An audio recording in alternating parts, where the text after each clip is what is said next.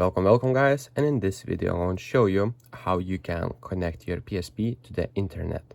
So basically what you'll need to do is power on your PSP, and after that what you'll need to do is right here switch this thing like this to this mode, as you can see like that. And now we can go into the settings. So basically let's go to the settings and go to the network settings until you find the network settings. Click OK and add infrastructure mode. Click new connection and click scan.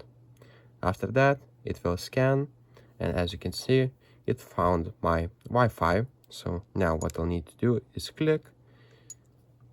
Just now you can select VLAN security setting, so we'll make sure it is everything on the default.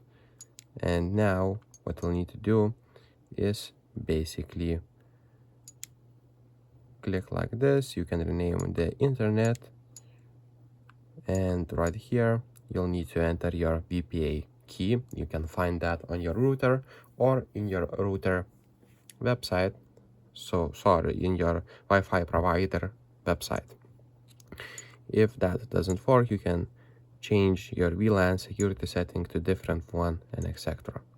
So if this video was helpful, please make sure to subscribe to Guide to Everything, comment down below for the algorithm, and see you in the next one.